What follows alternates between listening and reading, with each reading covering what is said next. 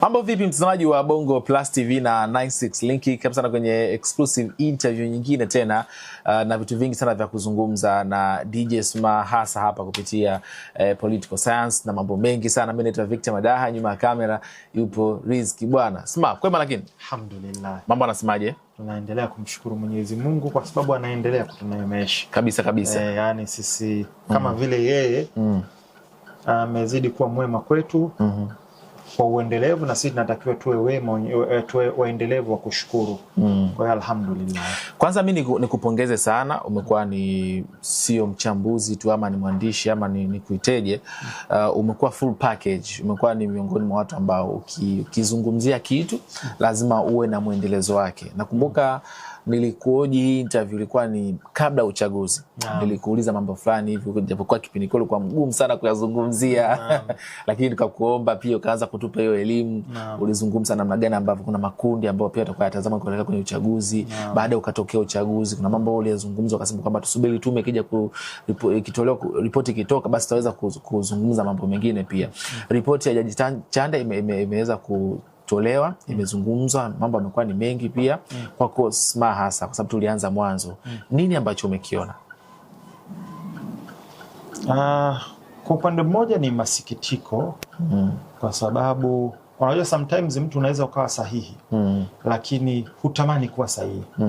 Yani unamwambia mtu bana pale unakuta mtu anaendesha kwa spidi ambayo unasema huyo pale kuna kona kwa spidi hiyo hawezi kutoboa, lazima nani, alafu kweli anaenda kweli anatoboa, anapinduka pale kwenye kona. Kwa ulikuwa sahihi, uliweza kuona indicator na viashiria lakini unasikitika. Kwa hiyo katika wachambuzi ambao tuliweza kutabiri exactly kwa ufasaha mkubwa kabla ya uchaguzi na tukatabiri, yani mpaka tukaongelea kwamba yakitokea maandamano ni kitu gani kitatokea, vitu vitapanda bei, watu watakaa ndani, kutakuwa kuna kwenye msafara wa mamba na kingi watakuwepo, watu wasitumike, na jinsi watu ambao walikuwa wanatumia na makundi yote. Na ndio hiyo ripoti ya Jaji Chande imekuja kuthibitisha vitu ambavyo tumevisema kabla na baada, kwa sababu hata baada ya uchaguzi pia tulikutana mara kadhaa, tumerekodi hizo video za kutosha za kuchambua sana. Na ni kipindi ambacho kilikuwa ni kipindi hatari na ilikuwa ni kipindi ambacho watu wengi walikaa kimya. Na ndio maana umeniuliza swali ukasema kipindi kile nilikuwa mgumu sana kuongelea hayo mambo. Ni kwa sababu gani niliongelea? Kwa sababu ya necessity. Sisi kwenye Uislamu kuna kitu kinaitwa fardhu ain na fardhu kifaya. Fardhu ain ni wajibu wa kila mmoja kama muumini wa dini ya Kiislamu. Mfano kufunga ni wajibu wa kila mtu mmoja. Kuswali ni wajibu wa kila mtu mmoja, kutoa zaka na vitu vingine. Alafu kuna fardhu kifaya. Swala ya jamaa, swala ya Idi, swala ya maiti, umeona, na vinginevyo. Ni wajibu ambao wakiwepo watu ambao wanatekeleza ile, inatoka uwajibu unadondoka kwa wengine. Lakini akitokea hakuna hata mmoja anayefanya, then wote mnawajibika. Ndio maana sisi kutoa salamu ni sunna, sio wajibu, lakini kuitikia salamu ni wajibu. Kwa hiyo iwapo mmekaa kundi, alafu akapita mtu mmoja akatoa salamu, ni wajibu wenu kuitikia. Akiitikia mmoja kati yenu, basi wajibu umeondoka kwa wote. Ila asipoitikia hata mmoja, then napata dhambi wote kwa sababu wote hamjatekeleza wajibu. Kwa hiyo kipindi kile niliongea kwa sababu niliamini. Na sijui labda uniambie kuna mtu ambaye unafahamu alichambua kwa taswira ambayo sisi tulichambua kabla hata ya na kuelezea makundi yaliyopo, na kuelezea hatari ya kuwepo kwa maandamano na madhara ya maandamano, na kuelezea mfumuko wa bei na athari zake na gharama zake. Kuna mtu ambaye unafahamu alichambua kabla ya ule uchaguzi kwa in detail kama zile ambazo ukizitoa wewe? Hapana. Yes, kwa sababu hile niliona kwamba kwa uwezo amenijalia Mwenyezi Mungu kuna viashiria niliviona, bali kuna watu ambao nilikuwa nawasiliana nao kabla hata miezi 4-5, nikawa naona viashiria, indicators. Kadri mambo yanavyoenda nikaambia this time kutakuwa kuna tofauti. Akasema hapana, yale watu wamejipanga. Nikamwambia hapana, I see indicators. Yani kuna vitu ambavyo ukiviona ni tofauti, coordination iliyopo, actors waliopo na rollout ya mipango yao na moves wanazozifanya, nikaambia this time it's different. Na kwa bahati mbaya ndio hicho, na ripoti ya Jaji Chande imesema kwamba watu walipanga miezi 6, yani mipango yao ilianza miezi 6 kabla ya. Kwa hiyo ni vitu ambavyo tulivichambua na tukavisema na vimetokea na vimekuja kuthibitishwa kisayansi na nani ya Jaji Chande. Ila ni kitu ambacho kinanisikitisha kwa sababu naamini lao hatua zingeweza kuchukuliwa mapema, tungeweza kuepuka mambo mengi. Lakini yametokea yaliyotokea, tuendelee kusonga mbele. Ulizungumza kuhusu makundi matano. Naam. Najua kuna mambo mengi sana kwenye ripoti ambayo umezungumza. Tutazungumza baadaye. Ulizungumza kuhusu makundi matano. Naam. Kundi lipi hasa ambalo katika yale ambayo uliyataja, kuna wale ambao wanajihusisha na siasa, kuna wale ambao hawajihusishi, kuna wale ambao wako ndani, kuna wale ambao wanaelea tu hapa katikati. Ni kundi lipi ambalo liliumia sana unavyoona? Na alikustahili labda kuumia? Niseme taifa kama taifa liliumia. Taifa kwa ujumla wetu. Waliomo, waliohusika na wasiohusika, kwa sababu mnafahamu sisi Waswahili tuna usemi mmoja na kwambia mtego wa panya kuingia aliomo na asiomo. Kwa sababu utaweka mtego wa kumkamata panya, itamkamata nyoka, mtoto ataenda pale atagongwa na nyoka, atafariki, alafu mtajikuta amechinjwa ng'ombe, amechinjwa mbuzi, amechinjwa sui nini na mambo mengine. Kwa hiyo anaingia aliomo na asiomo. Kwa hiyo kama taifa tuliingia katika vitu ambavyo hatukustahiki kwa sababu ya michezo michafu ya baadhi ya watu. Cha kwanza. Cha pili, kuna watu ambao nadhani sasa hivi na unakumbuka kauli yangu nilisema usitumike. Unakumbuka kauli nilitoa nikasisitiza sana. Nikasema fanya maamuzi kwa maslahi yako, usitumike. Na kwa bahati mbaya kuna watu ambao walitumika kipindi hicho tarehe 29 na baada ya hawakujua kama wanatumika. Hawakujua waliokuwa na washawishi walikuwa wamelipwa mabilioni ya hela. Umeona? Na ushahidi upo, watu ambao wanasema tunashukuru kwa kupewa dola milioni 2 na vitu kama hivyo. Umeona? Na kwa hiyo wale waliingia wakidhani wanafanya maandamano let's say ya amani au vitu kama hivyo bila kujua. Ila kuna watu ambao hata ripoti ya Jaji Chande imesema waliuawa manyumbani kwao, au sebuleni kwao au sehemu kama hizo. Kwa hiyo wale pia ni waathirika ambao hawakustahiki wale. Lakini kuna mtu ambaye hajihusishi kabisa na siasa wala vurugu wala chochote, lakini alishindwa kwenda kazini, lakini alishindwa kwenda kununua chakula. Bei za nyanya ilifika nyanya moja buku, mafuta ilifika lita moja mpaka 20 na 20 na umeona. Kwa hiyo kuna watu wengi ambao waliathirika kinyume na wao kuhusika, hawakuhusika. Hiyo inaitwa collateral. Na collateral ilikuwa ni kubwa sana kuliko tunavyodhania. Wewe leo hii ukinunua soda unalipa kodi. Ukinunua luku unalipa kodi. Ukifanya muamala kwenye simu unalipa kodi. Kweli. Zile mali za umma zilizoharibiwa kama mabasi yale ya UDA na vituo let's ni TANESCO au mali zote ni kodi yako wewe na mimi ambayo iliathirika. Na kuvirekebisha inatumika tena kodi yako wewe na mimi. Kwa hiyo hata sisi ambao hatujahusika directly bado tumeathirika. Kwa hiyo ni vitu ambavyo vinasikitisha kusema kweli yani.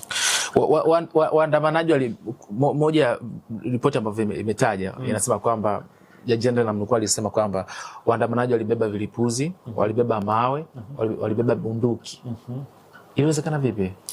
Hivi unakumbuka kwenye ripoti yangu nilikwambia kwamba nimepata kutoka first hand source mtu ambaye alihusika. Alikuwa Ubungo pale kwenye mbao yale. Akasema alivyotokea alikimbia sehemu akajificha kwenye mbao. Wakaja watu 3 wana vibegi. Wakafungua, walikuwa na bunduki, wakazitoa bunduki. Alafu wakatoa simu wakawa na wasiliana. Hii nilisema kipindi kile baada ya hata kabla ya kutoka tume. Wakapewa maelekezo alafu wakatoka wakarudi kwenye vurugu. Sawa? Kwa hiyo hicho ndo kimekuja kuthibitishwa. Kuna watu walikuwa na silaha ambazo umezisema, silaha za jadi na lakini silaha za moto za kisasa ambazo zimetumika kuleta madhara. Sasa kitu kimoja natakiwa aelewe, tume ya Jaji Chande ilikuwa na kazi kuu mbili ambayo ni fact finding, kusema je, hichi ni kweli au ni uongo, kwa sababu kulisambaa taarifa nyingi. Wao kuchanganua zile taarifa, je, taarifa gani ilikuwa ya ukweli na taarifa gani ilikuwa ya uongo, cha kwanza. Cha pili, ni kipi ambacho kweli kilitokea na kipi ambacho kweli hakikutokea. Ile haikuwa jaji, haikuwa ni mahakama ya kutoa hukumu, haikuwa ni mahakama, haikuwa ni tume ya kusema nani ana hatia, nani ana hatia, haikuwa ni tume ya kusema nani alikuwa yuko sahihi, nani alikuwa na makosa, au haikuwa ni mahakama ya uchunguzi, ilikuwa ni fact finding. Kwa hiyo tunapoelekea itaundwa, tumemsikia rais amesema itaundwa tume ya uchunguzi sasa, ambayo sasa hiyo ya upelelezi, ambayo sasa upelelezi ule ndio utasema mtu fulani alikuwa na makosa, mtu fulani hakuwa na makosa, hichi kilikuwa ni sahihi, hiki hakikuwa sahihi. Kwa hiyo tutakapofikia stage hiyo, na nimeelezea kwenye haya makala ambayo yanazunguka hapa nyuma kwamba jinsi methodology walizotumia zitakuja kutoa majibu. Kwa hiyo tusubiri, tunaingia kwenye hatua nyingine. Tusubiri, majibu yanaendelea kuja. Hii ni hatua moja ya majibu, tuendelea na hatua. Tukirudi kwenye swali lako, sijui nitakuwa nimelijibu au nimedrift kidogo. Swali lako lilikuwa ni lipi? Kuhusu vile ambavyo vimetajwa kwamba kuwepo kwa silaha hizi na nini. Yes. Kwa hiyo ni silaha ambazo zilikuwepo, ambazo watu wanaangalia silaha moja tu kwenye haya maandamano au yale matukio. Je, ni bunduki au sio bunduki? Ila kulikuwa kuna visu, kulikuwa kuna vilipuzi, kulikuwa kuna vibiriti, kulikuwa kuna mawe, kulikuwa kuna nondo, kulikuwa kuna sururu. Zile zote ni silaha ambazo zinaweza kudhuru mtu. Kwa hiyo pia zitambulike kwamba zilikuwepo. Sasa zimeenda kufuata nini pale? Ndio unaanza kupata majibu. Je, ilikuwa ni maandamano ya amani au haikuwa ni maandamano ya amani? Ukisikiliza ripoti inazungumza kwamba kuna watu ambao walikatwa majina, kwa maana katika chaguzi kwa sasa hawakubainisha za upande wa chama tawala ama upinzani, ila anasema kuna watu ambao walikatwa majina hawakuwepo katika kugombea nafasi sehemu, ikabidi wenyewe wahusike katika kufaje kuchochea zile vurugu. Na kuna wale wanasema kwamba jaji pia, ripoti bado inatuambia kwamba kuna watu walilipwa ili kuweza kutekeleza yale. Unaviona hivyo vitu pia? 100%. Na nilisema katika yale makundi matano, nikasema kuna wale ambao wanaitaka keki lakini hawapati nafasi ya kula keki. Sawa. Ila wanatamani kula keki, kwa hiyo wanatumia njia zingine za nyuma kusababisha madhara ambayo yatawarudisha au yatawaweka kwenye nafasi ya wao kula keki. Kwa hiyo unakuta watu walikuwa kwenye chama ambao let's say alikuwa ni mbunge, alikuwa kwenye nafasi fulani, alikuwa ni waziri au nyadhifa yoyote mule ndani ambaye alikuwa anafaidika, na wakati yuko mule ndani hakuwa anasema lolote. Ndio nilikuwa nawaambia watu, shida ya siasa zina itikadi na itikadi na zina hisia. Hisia inafunika uwezo wa ubongo kufanya kazi, kufikiria. Yes, na hii nimeelekezea kwenye PsyOps, kwenye makala yangu ya PsyOps. Sasa ukishaweza kucheza na akili ya mtu, kuna appeal to emotions, inafunika eneo la ubongo ambalo linafikiria.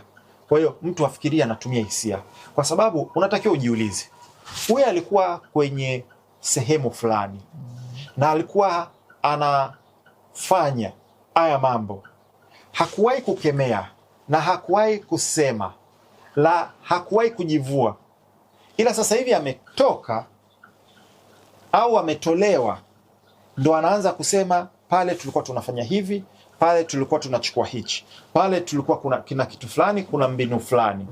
Sasa ulikuwa miaka mingapi huko Unajiuliza, miaka yote ulikuwa unalipwa mshahara? Ndio. Ulikuwa unachukua ule mshahara? Ndio. Ulikuwa unatumia rasilimali zilizoko pale? Ndio. Sasa hivi haupo tena, ndo unayaona ni mabaya. Kwa nini ukukataa tangia kipindi kile ukasema mimi hapa sio sahihi? Na kwa nini unatusubiri timing mpaka kipindi hichi? Sawa. Kwa hiyo sometimes kuna vitu ambavyo tunatakiwa tukae, ila upande wa pili kuna watu ambao walikuwa wanawasema na kuwasema hawafai na ni wachafu na ni mafisadi na ABCD, ila walipojiunga nao wakawasafisha na kuwasamehe. Tena kauli zao walikuwa jamani, tumsamehe kwa sababu wameshakuja upande wetu na nini na nini. Sasa hapo kwa mtu ambaye unatumia logic moja kwa moja inakwambia it's not about haki. Hii issue sio kuhusu haki na sio kuhusu ukweli, ni kuangalia ni njia yoyote ambayo itatufikisha kwenye malengo yetu, maslahi yetu. Bas, yani ndo ile mtu anakuambia niko tayari kuingia mkataba na ibilisi mwenyewe, shetani mwenyewe, iwapo atanifikishia mimi kupata maslahi yangu. Kwa hiyo kuna vitu nadhani mnakumbuka. Miaka ya kulikuwa kuna bonge moja la skendo la escrow. Na aliyekuwepo na aliyekuwa pale juu kabisa alikuwa ni waziri mkuu Lowassa. Na baada ya muda kupita mpaka ikapeleka kujiuzulu, na upinzani walimsema sana na kuongea mambo mengi sana, ila alipohamia kwao yote yale yakasamehewa, wakayafunika na kumpokea na kumweka kuwa mgombea wao wa nani. Kwa hiyo unaanza kujiuliza yani michezo ikoje? Na kuna ambao walikuwa kwenye upinzani wakatoka wakahamia CCM, na ambao walitoka CCM wakaenda huku. Kwa hiyo ukija sasa ukiamua kuweka itikadi yako pembeni na hisia zako pembeni, unakuja kujua kumbe tunaangalia ni jinsi hapa hakuna cha haki, hakuna cha ukweli. Tunaangalia ni jinsi gani tutafikia maslahi yetu. Bas, hivi vitu vingine tuko tayari kuvifunika, hata kama vitu ambavyo tulikuwa tunavikemea vimefanywa na ambao ni watu wetu, vile vitu hivi tutavifunika, lakini vikifanywa huku tunavisema. Kwa hiyo lazima tujue michezo inavyochezwa kwenye siasa. Ukimsikiliza Mheshimiwa Rais alichokuwa anakizungumza, anaonyesha ni mtu ambaye anatamani siku zingerudi nyuma ili kiweze kisitokee. Kama kiongozi hasa, speech yake ilikuwa ya namna gani hasa? Kwanza nilipenda kitu kimoja, kwa sababu mimi ubongo wangu unafanya kazi tofauti kabisa. Alikuwa ametoka kuongea Jaji Chande kwa zaidi ya masaa mawili. Rais hotuba yake ilikuwa haijafika hata dakika 40, dakika 30 na kwa ilikuwa ni short, very short and precise. Yani ile hotuba ilikuwa ime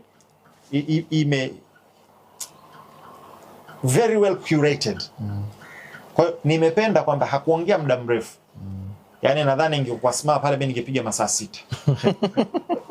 Umeona? Hicho cha kwanza. Sawa? Ila kaongea vitu ambavyo kama kiongozi wa nchi kaonesha machungu yake, kaonesha kwamba sisi wa Tanzania tulioko hapa ndo tunaumia zaidi kuliko watu wengine. Kwa hiyo sisi ndo tuna uchungu zaidi na hili. Na mtu ambaye ana uchungu zaidi ndo atajitoa zaidi kwa ajili ya kutekeleza hili. Ya kwanza, ila akaquote baadhi ya kauli ya Mwalimu Nyerere, speech, na baadhi ya viongozi wazalendo wa Kiafrika. Mmoja hapa akasema ukitaka kumla tembo inabidi umgawegawe vipande. Umeona Na baadhi ya kauli ya viongozi wazalendo wa Kiafrika ambao waliwaquote, na kasema kwamba kaahidi uwajibishaji, kwamba watu watawajibishwa, na ameahidi kwamba itaundwa sasa tume ya criminal investigation. Kwa hiyo tume ya fact finding ya Jaji Chande, by the way, apewe maua yake. Yani methodology alizozitumia mule ndani na umakini na mbinu zile ni world class. Na sikujua jana haya makala ambayo narudisha hapa jana, nimeelezea in details mbinu. Ukisikia autopsy, ukisikia ballistic autopsy, ukisikia vitu kama kukagua sauti na vision, nimeelezea zinafanyaje kazi, zipo humo ndani.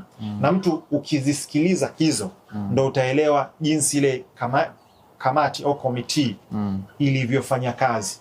Kwa hiyo alafu jana nilikuwa namsikia actually ni bipolar. Mimi katika wapambanaji ambao nawapa maua yao, moja hapo ni bipolar.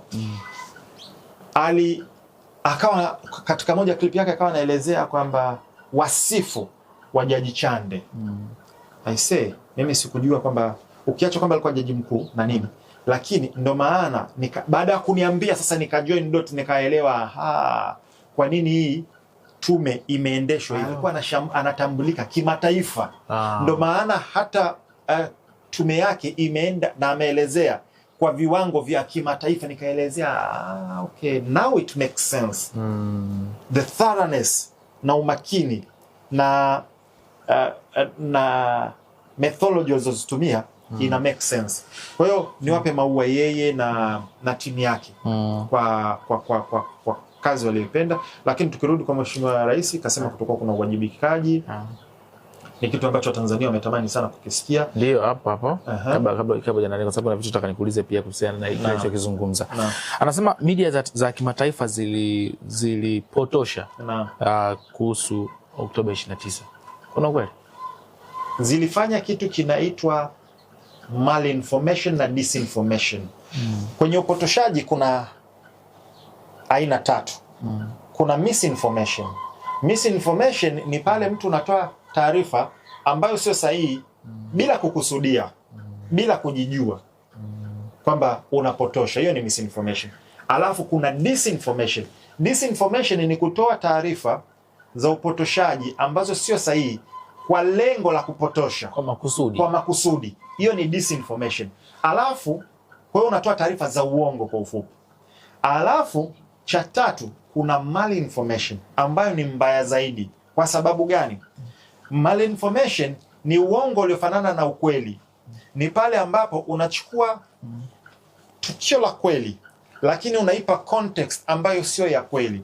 Na mfano hai ni video ya uvamizi wa airport. Ilichukuliwa video ya kweli ambapo raia kweli walivamia airport, lakini ikatengenezwa kwamba ilikuwa ndo tarehe 29 Oktoba. Na hii mimi naibishia 100% N1 kwa sababu siku hiyo ndo tarehe 29 mimi ndo nilikuwa natua na ndege natoka zangu Urusi. Kwa hiyo walichokisema mimi nilikuwepo na nimeona. Ila imechukuliwa video ya takriban miaka 4-5 iliyopita wakati wa kifo cha Magufuli. Raia kutokana na mahaba na shauku yao kwa Magufuli wakavamia na kuichukua ile video na kuandika kwamba tarehe 29, siku ya tarehe 29 raia waandamanaji wamevamia na kuiteka airport. Kwa hiyo ni malinformation. Na hiyo imetokea hata kwa BBC dhidi ya Trump. Walichukua kauli yake aliyoisema, alafu wakakata takriban dakika 22. Alafu wakaunganisha maneno mengine ambayo kweli aliyasema, lakini waliunganisha maneno yakaleta maana ambayo sio ila alikusudia. Sawa. Na hii ipo nyingine ambayo ilitokea. Walichukua maneno ya Lissu wakayakatakata wakaunganisha, ambayo anasema mimi naunga mkono ushoga. Lakini kiukweli hakusema direct kwamba mimi naunga mkono ushoga, ila walikata wakachukua wakaunganisha, ikaonekana kama yeye amesema moja kwa moja kwamba mimi naunga mkono ushoga. Umeona? Kwa hiyo utaona kwamba BBC wamemfanyia Trump na hiyo wameifanya, na hapa ilifanyika sana. Hata maandamano ya pili yalifanywa tarehe 9. Tuliona baadhi ya mama mmoja ambaye yuko nchi jirani hapa akaanza kusema watu wamevamia Ubungo, watu wako Kawe, wako wapi, wakati ni uongo. Mimi ninaishi Kawe. Wakati anasema ni uongo. Kwa hiyo kukaa kuna malinformation za uongo. Kwa hiyo ukiona hizo, ukielewa misinformation, disinformation na malinformation, ndo haya ambayo anasema walipotosha. Kwa sababu kuna kitu kinaitwa strategic omission. Strategic omission ni kwamba kwenye story kuna vifungu vya muhimu unavichomoa strategically kwa makusudi. Tumeona ripoti ya CNN, tumeona ripoti ya Mado, tumeona ripoti ya BBC. Sawa? Wameonesha walichokionesha na wameportray kwa jinsi walivyoiportray, ila upande wa pili wa askari kuuawa hawajaonesha. Upande wa pili wa askari ambaye kapigwa anavuja damu wanamtoa, na hii nimeiweka kwenye hii video hii hapa, ipo watu waingia wakaiangalia kwenye YouTube channel yangu. Wa watu wanavaa nguo za askari, wamempiga askari, wamechukua nguo jamaa anavaa, na anaambiwa kabisa, kulikuwa na sauti ya mwanamke ambaye yuko pale, chukua na viatu, ukifika kule uvai full, ukifika kule wakupigia salute. Ilikuwa ni Sinza, sijui ile video. Sawa. Mtu kavaa nguo za askari hizo, mimi sijaziona wakaziweka. Au wale askari ambao wameuao, au watu ambao ni halali kuwekwa pale. Kwa hiyo kuna strategic omission ambazo zilifanywa ambazo zilipelekea kuleta taswira fulani ambayo kiuhalisia sio. Kwa hiyo alichosema ni kweli, na sio vyombo vya habari vya nje, hata vya ndani. Na mimi kama unakumbuka, nikawa nasema serikali ilichotakiwa kufanya ni walichokifanya Iran. Unawakumbuka kwenye maandamano ya Iran? Iran walifanyaje? Walichukua ushahidi, wakamuita balozi wa Ufaransa au Uingereza na zile nchi ambazo zilikuwa zinasema kinachofanyika sio sahihi, wakawakalisha kwenye holi, wakaplay na wakaweka mbele, akaambia ni angalieni hichi. Umeona? Angalieni hichi. Sasa hapa mnasemaje? Wengine walishindwa kuongea, wakanyanyuka wakaondoka. Kwa hiyo na sisi ilitakiwa tuoneshe, na ndio maana mimi nikaandaa makala yapo ambayo ya kuonesha baadhi ya mambo ya upande wa pili. Kwa hiyo ni vitu ambavyo natamani watu waelewe kwamba kulikuwa kuna misinformation, kulikuwa kuna disinformation na malinformation. Na nikisema hivi, lazima watu waelewe kuna matukio mengine ambayo ni kweli yalitokea na yameripotiwa black and white. Na hata Jaji Chande kasema, katolea mfano, baba alikuwa na mtoto wake akapigwa risasi akafariki, na alikuwa anatoka shambani au usiki nani. Hiyo ni as long as Jaji Chande kairipoti na tume yake, mimi naamini. Akaelezea kuna mtu alipigwa risasi mgongoni, alafu akaanguka na wakaja kumpiga tena risasi akiwa yuko chini. Hizo zimethibitishwa na tume. Ripoti ya watoto kwenye kibanda Mwanza alizungumza pia. Yes. Kwa hiyo kuna ripoti ambazo ni za kweli, zipo, hatuzipingi. Ila watu ambao wanadili na hivi vitu wanachagua vitu gani vya kuviongelea. Hivi vingine ni kama yani siwasikii kabisa wakiviongelea. Wamevifumbia macho. Kwa hiyo ninachotaka sisi tuwe wawazi. Tu balance huku na huku. Jaji Chande ka balance sana ile nani? Report. Kasema sehemu zote, sehemu ambazo zina implicate au zinaleta taswira mbaya kwa serikali, hawajaziacha, wameziweka. Na sehemu ambazo zinasingizia na ni za uongo, pia kaziweka. Kwa hiyo imekuwa well balanced. Naam. Ukiendelea kusikiliza kile alichokuwa kizungumza mheshimiwa, ni kama hata taarifa ya idadi kamili ya vifo ni kama iligushiwa, ilikuwa inatajwa kwamba ni kubwa sana. Na hapa ndo mtafaruku unapokuwa unaanzia. Kuna wale ambao wanaamini na kuna watu ambao kidogo wamekuwa na ile maswali kwamba watu walikuwa ni wengi sana na nini pia. Unadhani katika hili pia tume imejaribu kuweka sawa katika ndio? Mimi namshukuru Mungu, alhamdulillah. Kanijalia akili, very intelligent, namshukuru. Ila pia amenijalia elimu. Mimi katika kupita kwangu kudonoa elimu, tulikuwa tunafundishwa mantiki ambayo ni logic. Na tulikuwa tunafundishwa jinsi ya kuchakatua habari hata kama hauna ushahidi wowote. Wanaosema, hebu nikuulize, wanaosema hizo taarifa za upande wa pili zimesema ni watu wangapi wamefariki? Ukisikiza wanataja mpaka 10,000, 9,000. Sawa. Hebu nikuulize, watu 10,000. Unadhani wakifa watu 10,000 itafichika katika makaburi yetu na maeneo yetu? Kuna jinsi ya kuficha watu 10,000? Yani logic. Ngoja kisia tu, hata ukikosea ni sawa. Unadhani makaburi ya Kinondoni pale yana uwezo wa kuchukua watu wangapi? Watu 5,000, 8,000. Sawa. unadhani sina, lakini hiyo nimekwambia hata ukikosea nataka tu kisie. Na unadhani yana miaka mingapi pale? Miaka mingi sana yote. Kwa hiyo hiyo idadi uliyosema imechukua muda huo kufikia idadi hiyo. Na actually sisi tukienda let's say makaburi ya Kisutu yamejaa kiasi kwamba wanaenda kuangalia makaburi ambayo yamepitwa wakati, yanachimbuliwa alafu anazikwa mtu mpya. Sawa? Kwa hiyo ukichukua idadi ya watu 10,000 hata ukiwagawa 1,000 hapa, 500 hapa, 2,000 hapa, bado haingii akilini. Yani lazima tungiona athari ya hivyo vitu wakati wa COVID. Afu mimi bana nasikitika sana watu ambao hawataki kutumia akili, wanatumia nani. Wakati wa COVID Tanzania ni moja nchi iliyo deal na ugonjwa wa COVID katika njia bora kabisa duniani, katika top 3. Mimi naiweka Tanzania. Tupo. Magufuli, Mungu yuko alipo amlipe kwa jinsi alivyotumia hekima na busara. Na alitumia science tu, sio hisia. Unakumbuka alipeleka mapapai oil sio nini, akaja positive na vitu kama hivyo. Sasa watu ambao walikuwa wana malengo kadhaa: moja, either wanatumika; mbili, wao ni kudandia chochote tu ambacho kina trend, ili mradi hivi. Unajua kuna watu ambao kazi yao ni kutumia mapungufu, na wanatumia mapungufu yoyote, yani ikitokea hivi. Unakumbuka hapa juzi kati ulikuwa kuna mapungufu ya maji Dar es Salaam? Ndio. Unakumbuka jinsi ilivyovamiwa hiyo na kusemwa na watu ambao wanaiongelea vibaya nchi yetu? Kila mtu aliongelea maji, wa ndani wa nje na nini na nini. Ilivyopita hiyo, sasa hivi unasikia hata kiumbe mmoja akiongelea. Trend yake imeisha. Sawa? Ikaja issue ya mama juzi kuchapia katika takwimu. Unakumbuka kwa mama alikosea akachapia. Unakumbuka jinsi alivyovamiwa kwenye ile nani? Imepita hiyo, imeisha. My point ni kitu gani? Kuna watu ambao ili wawe relevant wanabidi lazima watafute kitu cha kudandia cha wakati huo wapite nacho.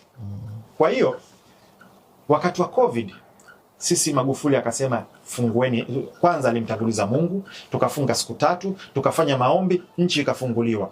Watu wakawa wanaenda shuleni, watu wakawa wanaenda makazini, Kariakoo ilikuwa inajaa. Wapinzani ambao walikuwa ndo hao either wanataka kutrend au walikuwa wanatumika na baadhi ya watu, wakawa wanasema maiti zitazagaa mitaani, tutakufa kama nzi. Mungu alivyo mkubwa, tumetoboa, na mpaka Kenya na Uganda wakawa wanauliza hivi, kwani COVID yetu sisi na Tanzania ni tofauti? Kwa sababu ni mbili. Kwa sababu uwanja wa Mkapa uliojaa watu 60,000 tunapiga mechi na watu unakumbuka nyomi. Hivi unajua pale angetokea mtu mmoja, wawili, watatu, walikuwa na uwezo wa kufanya infection kubwa sana mole ndani. Sawa? Na wakitoka wale watu 60,000, hata wakiambukizwa watu 10,000 tu, wangeenda kuambukiza wengine na maiti zingejaa barabarani. Lakini Mungu alivyo mkubwa, tulitoboa. Na yakapita. Sikusikia hata mtu mmoja kusema we were wrong. Tathmini yetu tuliyosema jinsi serikali ilivyodeal na COVID, sisi tulikosea, serikali ilikuwa sahihi na wapewe maua yao. Huwa wao wakikosea wanakaaga kimya. Sawa? Kwa hiyo swali ambalo umeuliza lilikuwa ni kuhusu idadi ya nani? Yes, kwenye idadi. So inabidi turudi huko. Kwenye idadi jaji ametoa hiyo. Kama mtu ana idadi tofauti, atuletee uchunguzi wake, atuoneshe. Lakini kusema watu 10,000 alafu huna ushahidi, cha kwanza. Cha pili, logic yangu DJ Smile niambie, yani ingekuwa watu 10,000 kweli wamekufa, hata kuwe kuna makaburi ya halaiki, kwanza movement za kupeleka watu 10,000. Aisema wewe unadhani magari mangapi yangekuwa yanaenda kupeleka hayo magari? Zingehitajika maeskaveta mangapi ya kwenda kuchimba pale? Au angehitajika watu wangapi waende wakachimbe kusururu pale? Au kuna geological signs ambazo tungiziona zile pale, tungiona yale maeneo. Watu sio walisema kuna ushahidi wa satellite, watu wekee ushahidi wa satellite tuone. Sawa? Kwa hiyo watu 10,000 lazima tungiona athari za watu 10,000. Ingekuwa ni kubwa. Yaani kuna vitu ambavyo visingifichika. Yes. Kwa hiyo kwa ufupi, ukiniuliza mimi, kwa sababu hapa sasa kila mtu ana uhuru wake. Mimi nitaenda na takwimu alizozitoa Jaji Chande, lakini pia amesema hivi, kuna baadhi ya mambo ambayo huenda yakapelekea idadi ile ibadiliki. Kwa hiyo sio final. Hiyo pia tuheshimu na tujue. Naam. Ukiangalia sasa ripoti ilivyozungumzwa na baadhi ya taarifa zingine ambazo zimetolewa na inaonyesha namna gani ambavyo sasa hivi demokrasia tuiangalie katika mfumo ambao wa upana zaidi, kwa sababu mwisho wa siku imekuwa ni kama kuna namna inaumiza sasa. Badala demokrasia itumike kufaidisha, inakuwa wakati mwingine inakuwa kama inaumiza. Na mnukuu mheshimiwa alitoa kwa mfano, alizungumza kwamba demokrasia sio chupa ya soda ambayo unaiagiza tu, na akasema kwamba demokrasia pia itakuwa itumike kulingana na tamaduni za sehemu husika, maadili ya sehemu husika pia. Tuende vipi demokrasia hapa kwetu Tanzania? Nadhani unachokiona. Na naishia kukuuliza, kuna siku nilikuuliza kwamba demokrasia ni mfumo ambao bora, ukaniambia pekee, ukasema hapana. Kwa maoni yako wewe. Na mheshimiwa amekuja kuzungumza hichi kitu. Sasa hiyo amequote kauli ya Mwalimu Nyerere alipokuwa Brazil. Akasema demokrasia sio kama chupa ya Coca-Cola ambao una import na kuitumia. Yes, kila nchi inatakiwa iwe na mfumo wake ambao uko compatible na nani. Mimi siamini demokrasia. Mimi naamini yani demokrasia ina madhara kuliko faida. Ina faida ndio. Ila ina madhara kushinda faida. Je, pombe ina faida? Ndio, lakini ina madhara kushinda faida. Bangi ina faida? Ndio, lakini ina madhara kushinda faida. Sawa? Kwa hiyo demokrasia madhara yake ni makubwa kushinda nani? Kwa nini unaweza hivyo? Kushinda, kwa sababu ngoja nikwambie kuhusu demokrasia. Kwanza inapoteza sana muda mwingi. Cha kwanza. Cha pili, moja ya viongozi bora kabisa ni Lee Kuan Yew wa Singapore, founding father, ambaye alichukua ile nchi ikiwa hopeless kabisa. Yeah, sure. Na makala yako kwenye YouTube channel yangu DJ Spam, tunaweza kaangalia Lee Kuan Yew ambaye alikuwa ni dictator. Sasa walifukuzwa Malaysia. 60% ya raia wao walikuwa hawajui kusoma wala kuandika, illiterate. Uchumi wao ulikuwa ni wahovyo, walikuwa hawana vyanzo vyovyote vya kipato, sio madini, sio mafuta, sio chochote. 60% ya maji yao walikuwa wanategemea kutoka Malaysia ambayo ndio mafukuza. Chakula chao walikuwa wanategemea kutoka kwenye kuimport kwa sababu ilikuwa ni kisiwa tu. Alikuwa hawana chochote. Ila kwa uongozi bora ameweza kuifanya leo hii ina GDP per capita kubwa kushinda Marekani na kubwa kushinda Malaysia ambayo ndio waliowafukuza. Na hata mfumo wa uongozi wa China wameiga kutoka kwa Lee Kuan Yew. Sawa? Anakuambia hivi, demokrasia na uchaguzi, nina paraphrase. Anasema wewe kiongozi utakiwi kufuata opinion polls au maoni ya watu. Na wakati unaona kwamba hichi kinachofanyika sio sahihi, lakini unafuatisha watu. Ikiwa unafuatisha watu, wewe sio kiongozi. Sawa? Na hiyo ndio system ambayo alikuwa nayo Magu. Magu alikuwa anafanya kile ambacho anaamini yeye ni sahihi. Utamsema, utambeza, lakini alikuwa anafanya kilicho. Alafu muda unakuja kutoa. Ngoja nikwambie kitu. Moja ya vitu ambavyo mimi nilikuwa sioni kabisa kama vina impact ni Tanzanite Bridge. Nikajiuliza hii bridge hapa itasaidia nini? Mbona hapa kuna Salenda Bridge, hapa Tanzanite Bridge itasaidia kitu gani? Haikuwahi kuingia katika uwezo wangu wa kufikiria na tathmini kuona ina faida. Bro, ilivyojengwa nikaja nikasema kweli alikuwa iko sahihi, mimi nilikuwa na makosa. Ilipasa ijengwe. Yaani wakati tunapita, mimi mara nyingi sana natoka Upanga, maeneo ya Fire Kariakoo kule.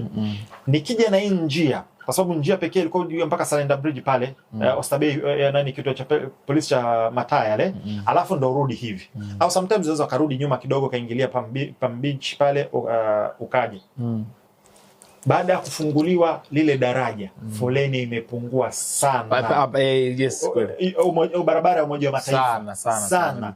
Na ile barabara imepelekea kwamba watu ambao wanapita maeneo ya Mbezi Beach, Kunduchi, kwenda mpaka Ununio wapi, akitoka mjini anapitia Salenda Bridge, anaenda nakatizia Macho, au kuna njia tofauti, anapita TANESCO Mikocheni Kawe, ananyosha. Sawa? Imerahisisha sana. Mimi sikuweza kuona. Kwa hiyo Lee Kuan Yew anakuambia usisikilize sana maoni ya watu, na ndio maana mimi demokrasia na kura za halaiki sikubaliani nazo. Kwa sababu leo hii inapopigishwa kura watu, na haya ni maneno ya Lee Kuan Yew, anasema watu watapiga kura kutokana na imani zao, kutokana na vyama vyao, kutokana na itikadi zao. Hawatopiga kura kufanya kitu kilicho sahihi. Yaani maana yake ni nini? Ni mambo ya emotions sasa. Exactly. Mama yangu au mjomba wangu au dada yangu anagombea. It must tu nitampa kura. Haijalisha hata kama ninamjua ni magumashi kinyama. Namjua kabisa huyu mtu ni magumashi bala, nitampigia kura kwa sababu ndio hiyo umesema. Nimekuelewa vizuri mfano wako. Yes, niko chama fulani. Hata wakiweka jiwe pale. Ushawahi kusikia mtu kwamba mimi ikiwekwa jiwe na timu fulani nitashabikia jiwe. Kwa sababu ni chama changu. Yes. Kwa hiyo hata akae mtu wa ovyo pale. Watampigia kura kwa sababu ya chama. Na hata kama upande wa pili kuna mtu bora, hawatompigia kura kwa sababu ni mtu wa chama fulani. Sawa? Na haijalishi ni chama tawala au chama cha upinzani. Kuna watu watampigia mtu kura kwa sababu huyu ni Muislamu mwenzangu au huyu ni Mkristo mwenzangu. Kwa hiyo watapiga kura kwa sababu ya kiimani. Sio kwa sababu huyu ana vigezo sahihi vya kupigia kura au kabila, au watamnyima kura kwa sababu ya huyu haendani na imani yangu mimi, au ni kabila fulani. Kwa hiyo sitampigia kura au nitampigia kura kwa sababu ni kabila yangu. Hayo ndo majanga ya demokrasia. Na vitu vingi vinapigwa kwa hisia. Sasa inabidi tuumie sana, ndio kule ulikuwa unakuzungumzia. Yes, kwa hiyo mwisho wa siku mnafanya maamuzi ambayo sio sahihi. Alafu kuna wale ambao kwenye makala yangu ya Operation Breaking TZ wanaitwa persuadables, ambao wako wameelea tu. Wale yoyote ambaye ana ulimi mkali wa kuweza kuwashawishi, akiwashawishi anaenda nao, anapita nao vizuri. Leo hii Tucker Carlson anajuta na kaomba radhi kumpigia kura Trump, kwa sababu Trump ukimweka kwenye maongezi umeenda na maji. Yani ni sawasawa wale, kuna watu ambao mabingwa ni talkative, dem akimpa na akisimama tu kumpa sikio kaliwa, au akimpa namba kaliwa kaisha. Umeona wanabinu kaa nini? Yani hiyo katika vipaji ambavyo Mungu hakuamua kunipa. Yani mimi mwanangu kwenye kuimbisha, yani huko mimi niko dhaifu sana. Kanipa vipaji vingi, ila hii si Mungu aliona hivi, kimpa usma hii isi atakuwa balaa. Kwa mbaya zaidi. Kwa hiyo kuna Trump ukimweka nani pale umekwenda na maji. Kwa hiyo sasa hivi wanakuja kurealize, na wote waliompigia kura, asilimia kubwa waliompigia kura ambao ni maarufu, kina Carlson, kina Candace na wengine wanajuta. Ndugu yako Elon Musk mpaka inabidi ajiondoe kabisa kwa kujiondoa kula. Kina Ramaswamy wale wanamsikia tena sasa hivi. Yani wamekuja kurealize kumbe tulipigia kura uongo. Alitu brainwash. Kwa hiyo na hichi ngoja niwaambie. Angalieni hata katika historia yetu. Kuna kipindi utaona chama cha upinzani kina nguvu, kimeshawishi vurugu. Alafu anaitwa ile kiongozi, anaenda kukaa na mamlaka, akitoka pale kaekwa sawa. Najua mkieka sawa, yani mifuko imetoka imekaa vizuri. Akirudi pale yani mambo yamebadilika. Sio yule. Kwa hiyo alikuwa anakutumieni nyinyi kwa sababu ya maslahi yake. Maslahi yake kishapatikana, amemaliza. Au akipewa madaraka basi yale aliyokuwa anayasema tena yale anaamua kuyafungia macho. Kwa hiyo ni vitu ambavyo tunatakiwa tuwe makini sana kwenye hivi vitu na watu ambao tunawasikiliza na jinsi ambavyo watu wanashawishika na kutumika kwa sababu ya ajenda za watu, au wanatumika kupigana vita vya watu wengine. Sima, kwa kumaliza maswali yangu ya mwisho sasa tuamie mambo mengine. Unaamini bado tume ya ndani inaweza ikamaliza haya, tukaungana sisi wenyewe tukachagua makundi kama mheshimiwa alichokifanya, na tukapeana taarifa sisi wenyewe, tukaaminiana, tukamalizana, ama bado una lipi hasa kwa wale ambao bado ukiwasikiliza? Kwa mfano nilikuwa nasikiliza ACT alichokizungumza, Chadema na baadhi ya vyama vingine. ACT wamesemaje? Walisema bado hawana imani na tume. Wakasema kwamba wanawishi patikane tume huru, kwa maana uko Umoja Mataifa, UN na hivyo SADC na vitu kama hivyo. Teki yako iko vipi hata kwenye hili? Yani mimi nikishasikia mtu anataka tukatafute solution nje. Yani moja kwa moja mimi siwezi kukubaliana na wewe. Yani nikishasikia matatizo yetu ya ndani, unataka watu wa nje tukawaite tuwachukue tuwalete hapa ndo watutoze matatizo yetu. Mimi wewe moja kwa moja nakuchukulia ni kibaraka. Black and white. Yani mimi hii sikubaliani na hiyo. Tuna matatizo yetu ndio. Tuna uwezo wa kusolve wenyewe ndio. Tuna mapungufu ndio. Tutajirekebisha sisi as we go. Nimesema hivi, ripoti ya Judge Chande haiko perfect, lakini wamefanya kazi nzuri sana kwa uweledi mkubwa sana. Imethibitisha kwamba sisi tunao watu na uwezo wa kusolve matatizo yetu. Yani kikweli samahani kwa kukatisha, kwenye ile ripoti ilikuwa ni deal nzuri kwa wakati huo. Kwa wakati huo haikuwa perfect, lakini ilikuwa ni nzuri. Ila bado wako watu ambao wameilalamikia. Na tumeona madhara ya kukosekana kwa ile deal baada ya kujivua, ndo tuko kwenye vita. Lakini ile deal ilikuwa ndo imezuia hivi vita. Sawa. Kwa hiyo uamini kamati za nje. Sio siamini kamati za nje. Siamini mtu ambaye anaamini solution zetu zinatakiwa zitoke nje.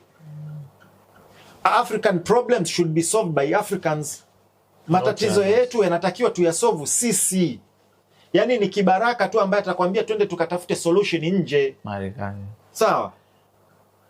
Yani kwa hiyo mimi ukishaniambia hivyo sikubaliani na wewe. Mimi nataka kusikia bana, sikiliza. Ripoti ina mapungufu 1 2 3. Naomba turekebishe hii. Tuanzie hapa. Tuanzie hapa, turekebishe. Yani kwamba si umeleta ripoti, tukae hapa. Hii bana haiko sawa. Kwa nini mlifanya hivyo? Wakupe tuirekebishe sisi wenyewe kwenyewe mpaka zikae sawa. Lakini hii bana hii haiko sawa. Hii bana twenzetu tukamtafute jirani ndo aje aamue mambo yetu. Umeona?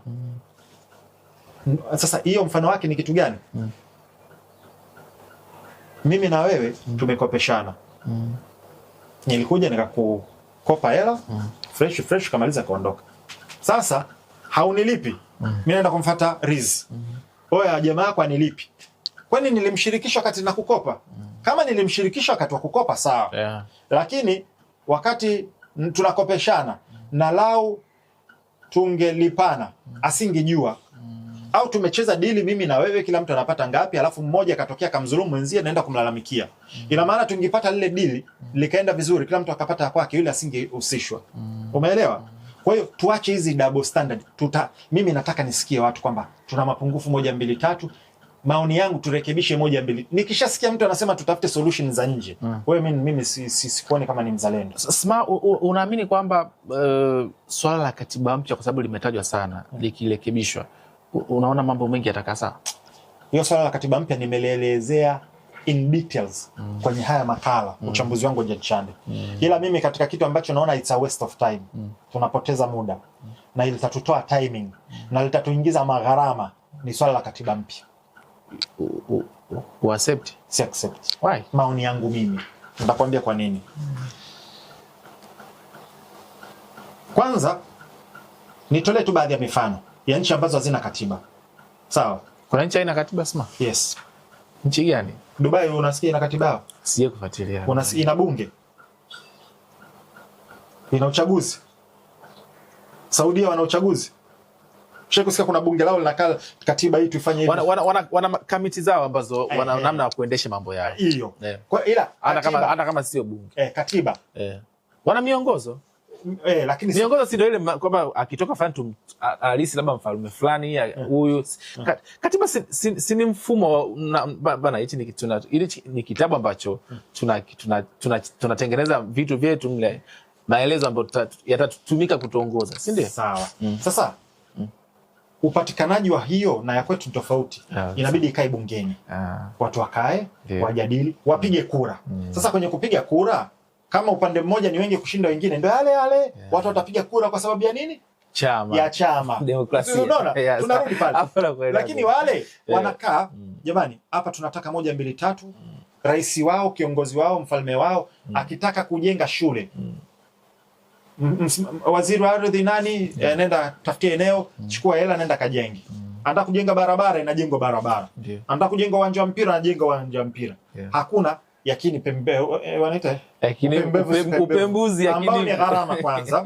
Ule muda unaokaa alafu ije sasa kwenye procurement atokee Sma, Josefu, Ali, Riziki bwana, Victor Mada waanze siseme kwamba mchakato ni mbaya, lakini inakuwa ina mlolongo mrefu mpaka mnakuja mnafanya, muda mwingi umepita na hela nyingi zimetumika, kwa sababu hizo zote ni gharama. Wanaamua kufanya mambo yao. Nikuulize tu, maisha yao unavyoona ni mazuri au sio mazuri? Kina nani? Watu kama Saudia, UAE, Dubai, they are better more than. Yes. Lakini hawana hiyo. Sasa tuachane nao. Tuje kwa wenye katiba. Marekani ana katiba? Anayo. Uingereza? Wanayo. India? Wanayo. Tanzania? Ipo. Kenya?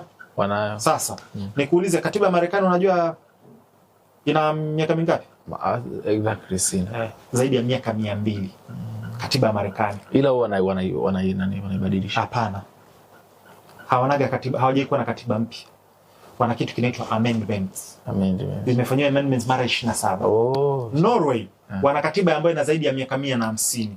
Sawa? Wanaifanyaga amendments. Na Norway ni moja ya nchi ambayo inasemekana raia wao wana furaha sana.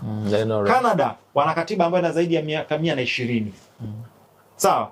Wanafanyia tu amendments. Sasa ukija Afrika, takwimu zinaonyesha tuna average ya katiba mpya kila miaka, kwa kila mwaka average tangia mwaka 90 kila mwaka kuna katiba mpya 2 Afrika. Kuna nchi zinabadilisha katiba zao. Yes. Sio kwamba kuna nchi kila baada ya miaka 2 anabadilisha, nakwambia average katika mataifa yote ya 52 ya 50 ngapi sasa hivi. Ulaya na Marekani ushawahi kusikia migogoro ya ndani, kuna maandamano, kuna vurugu, ushawahi kuzisikia hizo? Zinakuwepo. Ushawahi kusikia wanang'ang'ania kwamba tunataka katiba mpya huko? Kwamba tubadilishe mfumo wa malkia, malkia asiwepo au kuwe na rais? Hapana. Au Faransa au Uingereza wapi? Hakuna. Kwa nini tu sisi Afrika huwa wanalalamikia sheria kitu fulani ibadilishwe? Kwa nini sisi Afrika tu ndo kila mara unasikia katiba mpya, katiba mpya? Ngoja nikuulize au nikutolee mfano. Mwaka 96 South Africa wana katiba mpya. Sawa? Uganda pia nadhani ni mwaka 96, sawa? Ethiopia 95. Sudan Congo wana katiba mpya mwaka 2006. Sawa? Kenya wana katiba mpya mwaka 2010. Sawa? Hebu nikuulize, unafahamu kinachoendelea South Africa sasa hivi? Sawa. Unaona hizo nchi za kutajia, kuna Congo, kuna Tanzania, kuna Kenya, kuna Sudan, kuna Ethiopia, kuna Afrika Kusini. Hali zao za kimaisha, hali yao zikoje? Atofautiani sana. Tena wengine ni mbaya kushinda hata sisi. Sawa. Kenya sio na katiba mpya ambayo waliamini hiyo katiba mpya italeta maajabu, itaboresha maisha yao na nani. Je, imeboresha maisha yao? Labda sio kwa kiwango hicho. Asante. Baada ya katiba mpya kumetokea na maandamano, akijatokea yanapatikana. Kuna watu walikufa kutokea kufa. Maisha yanapanda juu au yanashuka chini? Maisha gharama zinazidi kupanda. Uliona ripoti ambayo imetolewa na taasisi au mashirika tofauti ya kiduniani na kwingine kwamba nusu ya Wakenya wako kwenye umaskini. Yes. Nusu ya Wakenya wanaishi kwenye umaskini. Unajua Kenya ukisikia uchumi wao ni mkubwa, watu wenye uchumi wenye utajiri na wasiokuwa nao, difference ni kubwa sana. Sema wale wenye uchumi mkubwa wanawabeba hao wengine. Nilimsikia juzi kuna speech alikuwa anatolea mfano William Ruto anatolea mfano kwamba wao kwa nini mafuta ya miundombinu yao kwamba barabara ukiunganisha kati ya Tanzania, Uganda na Rwanda na Burundi ndio uwezo kaifikia Kenya. Usema kweli upande wa barabara wako vizuri sana Kenya. Last time nimeenda upande wa barabara wako vizuri. Kwa wale wanakizungumza kwa sahihi. Kwa kipindi ambacho nimeenda. Kwa kipindi kile. Wana barabara ilikuwa na mara mwisho nimeenda mwaka 2016 nadhani. Yes. Lakini nilivyoenda I was amazed. Wana mikika mingi sana. Wana mikika mingi. Afana mabarabara mpaka leni 5. Yaani kwa Tanzania upande wa barabara wametuzidi kama miaka 20-30. Yaani wao wako vizuri. Wako vizuri. Yes. Kwa hiyo kwa kumalizia sasa Sma, kwenye katiba wewe sasa nimalizie. Sawa. Kwa hiyo tumeonyesha kwamba kuna nchi ambazo za katiba mpya. Lakini walichoamini kwamba kitaletwa na hizo katiba sicho walichokutana nacho. Shida yetu sisi ni moja, hatutaki kuangalia sababu halisi ya matatizo yetu. Tunaamini sisi tuna mentality hii. Hivi ushakutana na posti ikikaribiaga Disemba 25 26 hivi, new year new me. Nitaanza gym. Umeona? Nitaacha kula vyakula ya kunenepesha. Nitaanza kutunza pesa. Na delete watu wote ambao sijui manini nitaanza kutunza pesa. Nitaanza kutunza pesa. Ushakutana na mtu mwanangu. New year new me. Ushakutana na mtu mwanangu, mimi nikiwa na kazi, nikiwa na kamera kali kwenye mzunguko wetu wa content creator. Nikipata kamera kali nitakuwa natengeneza sana content. Ushakutana nayo. Hiyo ni mentality ya kuweka mafanikio au mabadiliko yetu kwa kigezo cha ikija kitu fulani, nikioa, mwaka ukibadilika, nikipata kazi, nikiwa na gari, nikiwa na kamera mpya. Hiyo ni nini? Hiyo ni tabia ya kukimbia majukumu ya mabadiliko ya ndani ambayo yanatakiwa kufanyika kwa sababu ya kufikia yale malengo, na unaenda kulalamikia. Kwa hiyo matokeo yake ndio inazaa vile kizazi ambacho wao kila kitu wanalaumu tu. Ndugu yangu anisaidii, washikaji zangu wanisaidii, sijui shule ya serikali haina msaada, sijui viongozi ni hivi. Wakati yeye yuko maskani mwanzo mwisho, hata kujituma, hata kufanya kazi, hata kufanya chochote. Atulia zake. Kwa hiyo lazima tuelewe jinsi hii tunachoaminishwa kwamba katiba, kuna watu wanaaminisha kwamba ikija katiba mpya ndio itabadilisha maisha yetu, yatageuka, tutakuwa bustani of Eden. Sawa. Sasa mimi mtazamo wangu ni kitu gani? Tulishaingia gharama kubwa sana na tukapitia mtafaruku mkubwa sana kwenye ile ya Jaji Warioba. Mpaka bunge ilibadilishwa setup na kuongezwa maviti na gharama na vitu kama hivyo. Sawa. Lakini haikufanikiwa. Mimi ushauri wangu tuwe na mfumo wa amendment. Yes. Kwamba kila mwaka waziri wa sheria awe anakusanya vitu ambavyo vinatakiwa kufanywa mabadiliko. Anaiweka bungeni kwamba tufanye amendment ya hizi hapa. Currently tunafanya. Lakini sasa tuboreshe huo mfumo ambao kila mwaka anakuja na package ya amendment. Vitu ambavyo vinatakiwa kufanya amendment. Anaviweka pale, bunge inapiga kura, vinabadilishwa. Kwa hiyo tunajikuta tunaboresha katiba yetu kadri tunavyoenda. Sio ya kuifumua juu chini. Na ninakwambia 99% ya wanaopiga kelele kuhusu katiba hawajui 90% ya hiyo katiba. Wanajua wanachoambiwa, wanachosikia. Swala la uchaguzi, sheria za uchaguzi, sheria za nguvu ya kiongozi, yani vile vitu ambavyo wameambiwa, haki za binadamu, hicho ndo wanazozijua ndani ya hiyo katiba. Muulize kingine chochote kuhusiana na hiyo katiba, hajui chochote. Kwa hiyo mimi swala la katiba mpya sikubaliani nalo. Nachotaka au maoni yangu mimi, sio nachotaka. Mtazamo wangu mimi na maoni yangu mimi ni tuweke mfumo wa amendment. Kila mwaka tuwe tunaenda na mabadiliko. Cha kwanza, cha pili, tuweke mfumo wa kutengeneza sheria mpya au kubadilisha sheria kwa wepesi inapohitajika. Kuna fast tracking, lakini bado naisema haiko convenient. Yani issue mpaka ifikie hiyo inakuwaga ndefu. Yani leo hii mfano imetokea issue kuhusiana na kodi, mlolongo wake ni mrefu mpaka yani hiyo inaweza bana watu wamekaa wamejadili bana hii kweli inatakiwa, inachukuliwa kama ni waziri mhusika au kama ni waziri wa sheria na katiba anaenda kuipeleka pale, faster inajadiliwa, inamalizwa shwa. Na sio lazima ipitishwe na bunge zima. Iwe kuna watu ambao ni waeledi katika bunge ambao wanaweza wakaidiscuss hiyo, waidiscuss, ipitishwe, tuende. Yani tuwe tuna mfumo wa faster wa kufanya amendment zetu. Huo ndo mtazamo wangu mimi. Unaona kesi kubwa hapa, hata kwa maelezo yako ninavyokusikia, kesi kubwa hapa ni sheria za uchaguzi zibadilishwe. Naam. Unaona unadhani zile mambo yatakaa sawa? Ngoja nikuulize swali. Unajua watu wanahisia. Ila naomba nikuulize. Unadhani Marekani wana sheria nzuri za uchaguzi? Wao wanapozungumza kwamba kuna uhuru huo kutoka na sisi. Je, umeshasikia mara ngapi viongozi au wagombea wa Marekani wakisema wameibiwa kura? Trump alivyoshindwa alizungumza, Kamala Harris na ilikuwa the same story, Hillary Clinton, Al Gore tena Al Gore alitangazwa kabisa, alafu ikaja Electoral College ikapindua ikampa George Bush. Sawa. Kwa hiyo hata nchi unajua sisi tunashindwa kuelewa kitu kimoja. Hata nchi ambayo katiba yake na sheria zake za uchaguzi zinaonekana zimenyooka, bado kuna wizi. Sawa. Na bado kuna malalamiko, na bado kuna upigaji. Sawa. Maana yangu ni nini? Maana yangu hata hizo sheria tukizitengeneza perfect kabisa, wanaosimamia hizo sheria si ni binadamu. Yaani kama binadamu hayuko sahihi, zitapindishwa tu hizo sheria. Sio, unanielewa?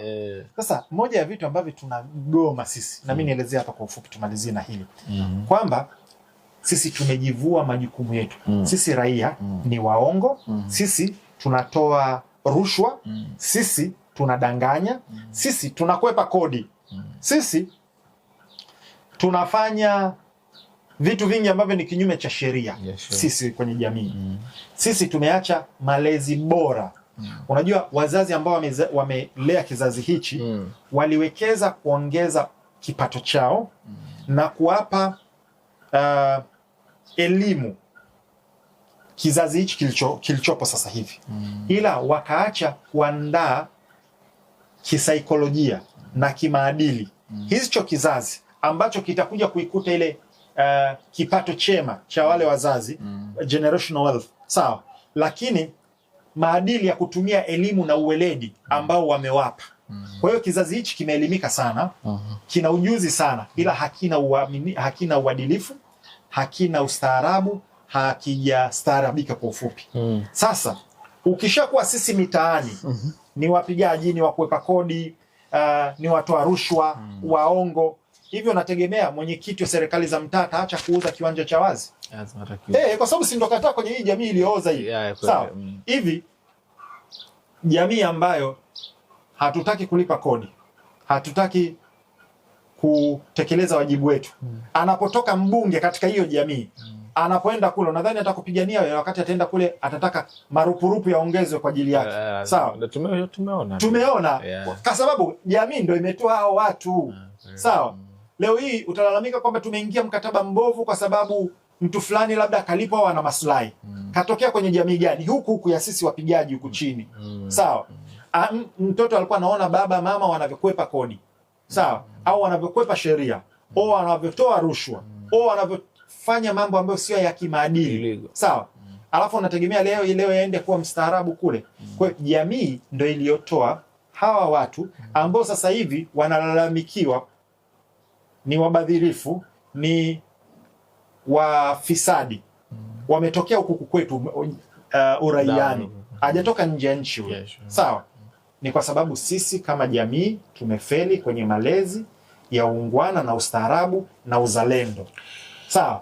Kwa hiyo hata tuweke hizo sheria hizo ambazo unasema, kama wale watu wanaosimamia ndio wale utasikia tupe Trump, nimeibiwa kura, nimeibiwa na Kamala na Hillary Clinton na wengine. Maridhiano. Wapo wanasema kwamba ili yafanyike kuna baadhi ya watu watakuwa waachiliwe, kuna baadhi ya vitu vibadilike ili na nini. Maridhiano hasa yaendewe vipi hasa? Sema. Mimi nauliza. Maridhiano ya nini? Yaani na nani? Kwa sababu gani? Kwa sababu mimi sielewi, hebu nifahamishe maridhiano ya nini? Tunazungumza maridhiano Usmani kwa sababu ya kila ambacho kimetokea, kwa sababu naamini kuna makundi ambayo pengine inawezekana aligawanyika. Ili kuweza kuendea nchi lazima watu waweze kukaa wazungumze yamalize. Mimi bado kichwani kwangu haingii swala la maridhiano, kwa sababu juzi kulikuwa kuna uchaguzi. Yameshiriki vyama 18 na baada ya ushiriki vyama 18 vilikuja pale vikasaini kukubaliana na kilichotokea, na wengi ambao wanataka yani, kwa hiyo nadhani ni chama kimoja ambacho wenyewe waligoma kushiriki kwenye uchaguzi, sio kwamba wamezuiwa. Hiyo ya kwanza. Cha pili, mimi kama swali linakuja kama SMA, huoni au kubaliana na swala la maridhiano, ni kitu gani ambacho unakitaka? Mimi nasema ni ushirikiano. Yani badala ya maridhiano tuingie kwenye ushirikiano ambapo serikali, raia, sekta binafsi, taasisi za kidini, vyama vya upinzani, kwa pamoja iundwe mekanizm ya kushirikiana. Nikimaanisha nini? Natamani iundwe tume, lakini muhimu sana isiwe binding, iwe ni non binding. Tukishaifanya iwe binding, itaibua tena Pandora's box kingine, itaindua tena tatizo lingine. Nikisema non binding, yani sio yenye kufungamanisha, ila kuwe kuna tume ya ushirikiano ambapo kunapokuwa kuna jambo ambalo ni la kitaifa, serikali inaweza ikakaa kwenye ikaitisha hawa watu hizi taasisi, kabeba na kuna ile jambo 1 2 3, hebu tupeni maoni yenu, tunaliendeaje? Viongozi wa kidini wakalitoa maoni yao, wapinzani wakatoa maoni yao, raia wakatoa maoni yao, sekta binafsi zikatoa maoni yao kwa pamoja, alafu serikali ikaangalia kipi ambacho kinafaa ikachukua, na kuna kipi ambacho kinaweza kikafanyika, kwa sababu kuna kitu ambacho kinafaa lakini hakitekelezeki. Kwa hiyo wanachukua zile na wanafanyia kazi, na pale sehemu ambayo baadhi ya members wa hii tume ya ushirikiano wanaweza kuwa na role ya kuplay, basi wapewe role ya kuplay. Mfano, kwa sababu ya kurudisha taasisi kwa sababu ya kurudisha maadili bora, sawa. Watu ambao wanadili na hii zaidi ni nani? Ni viongozi wa dini. Kwa serikali inaweza kukaa nao ikaangalia kwamba tunashirikiana vipi, kwa sababu hii nyinyi ndio mko mitaani kwenye makanisa na misikiti na madrasa na vitu kama hivyo, hebu tushirikiane kwa pamoja kwa sababu ya kufikisha urudishaji wa maadili mwema. Wanapohitaji kusaidiwa, kama serikali ina nafasi ya kuwawezesha na wawezesha. Kama ni jambo la kisiasa, then anaweza wakashirikiana na vyama vya upinzani kwa sababu ya maslahi mapana ya nani, kwenye baadhi ya vitu, kwenye baadhi ya mihadhara. Ni mara ngapi ambayo ushaona kwamba rais tena nakumbuka Magufuli mara nyingi sana alikuwa anashirikiana na wapinzani, akisimama na nini anamsifia kama jamaa anafanya kazi nzuri, anashirikiana nao. Nadhani ifanyike hiyo. Hiyo ndo mimi naona ndo badala ya maridhiano. Maridhiano is, mimi mtazamo wangu binafsi, ni mtazamo wangu DJ Smart, tukienda kwenye mfumo wa ushirikiano utazaa tija zaidi kuliko huku, kwa sababu itakuwa ni shirikishi. Kwa sababu kuna baadhi ya watu ambao hawako kwenye serikali au kwenye system ya uongozi, wako kwenye upinzani ambao wanatofautiana mirengo, lakini kuna baadhi ya sehemu ambao wanakubaliana, sawa. Na wale watu huenda kwa wana expertise, wana ujuzi au wana kitu ambacho kitasaidia taifa. Kwenye hilo tunashirikiana, umeelewa? Au wapewe nafasi, au wapewe, kama kuna uwezekano wa kupewa aina fulani ya nafasi wanaweza kapewa, au kwenye kushirikiana tukashirikiana, tutakuwa tuna serikali tutakuwa tuna taifa lenye umoja. Kwa hiyo ndo maana mimi swala la maridhiano, mtazamo wangu mimi napendelea ushirikiano. Nini mwisho wake sasa, baada ya haya yote ambayo yamekuwepo, labda pengine ujumbe wako Smart binafsi, wewe kama wewe hasa unalipi kabla tufunge kabisa hili? Mimi nadhani kwanza Jaji Chande na timu yake wapewe maua, wanafanya kazi kubwa sana, na tukielewa kwamba haiwezi kuwa perfect kwa sababu wao ni binadamu, lakini wamefanya kazi vizuri, kama sisi ambavyo hatuko perfect. Sasa tuwe constructive kwenye sehemu ambayo tunaona kuna mapungufu, tutoe maoni ya jinsi ya kuboresha kwenye yale mapungufu. Tusiwe tuna negative criticism, kwamba unajua kuna mtu ana tatizo ya kila solution. Hii tume ya Jaji Chande ni solution, lakini kuna mtu ana tatizo ya hii solution, kwamba unapokuja na na suluhisho. Kuna mtu hiyo ana tatizo kuhusiana na hilo suluhisho. Sawa? Tunahitaji watu ambao ni positive, kwamba tumeona mmefikia sehemu fulani, tunashauri ongezeni 1, 2, 3 ili tuzidi kufika juu zaidi au kuboreka zaidi. Hao ndo watu ambao tunahitaji katika kulisogeza taifa mbele. Kuna mtu bro, hata ufanyeje, yani kuna kile kisa cha punda yule, baba anamwambia ngoja mwanangu, ngoja nikufundishe. Katoka yeye na mtoto wake na punda, na ielezea kwa ufupi kabisa. Wametembea akakutana na watu. Nye vipi mnatembea mna punda, badili mumpande punda mnatembea. Nyi mabwege kweli. Baba akamwambia ke mwanangu tupande. Wamepanda. Wamefika mbele wakutana na kundi lingine la watu. Hivi nyinyi hamna hata huruma? Watu wawili mnamkalia upunda, atashindwa hata kunani? Atakufa. Atashindwa, yani hamna hata huruma na ungwana. Aya tushuke. Kwa hiyo akamwambia pale tulikuwa tunatembea, tukaambia tupande. Hapa tumepanda wawili, ukipanda wewe peke yako mwanangu. Wamefika mbele wakutana na watu. Wewe mtoto una hata adabu. Yaani wewe unamwacha babako anatembea, wewe unapanda punda. Kaambia mwanangu tushuke. Acha mimi nipande. Wamepanda wamekutana na watu wengine. Yaani wewe baba huna hata huruma. Mtu mzima unamwacha mtoto anatembea hivi, unamtesa mtoto. Jua kali. Haya tufanyeje? Basi tumbebe sisi punda. Ndio kilichobakia. Wakambeba akaenda mbele akachekwa kwa mabwegi. Kwa hiyo chochote utakachokifanya lazima kuna mtu ambaye ata criticize. Kuna ule mfano wa chakula kwamba tunaweza tuko sisi hapa watu 5. Tumeenda sehemu, tumeagiza chakula, kimekuja. Chakula kimepungua chumvi. Kuna mmoja ataanza chakula bwana hakina hata chumvi, yani wewe si upishi gani wewe, si ukafundishwa wapi? Sawa? Mwingine atakuja atasema bwana hakina hata chumvi, tuachane nacho tuondokeni. Anataka wote muache msusi. Mwingine ataanza kumtukana yule mpishi. Yaani wewe si umejifunza wapi? Wala wazazi wako wajui hata kukulea jinsi ya kupika. Mwingine mwita dada njoo. Kuna chumvi, naomba chumvi, kwa sababu si ni chumvi imepungua. Kwa hiyo tukiongeza tu chumvi chakula kinakuwa kiko vizuri. Kwa hiyo mwingine tofauti na hao ambao wako negative, ataomba chumvi aweke. Mwingine atenda hatua nyingine, atamuita dada pembeni. Dada samani, chumvi hamna pale. Hivi chumvi ipo? Hamna, imeisha.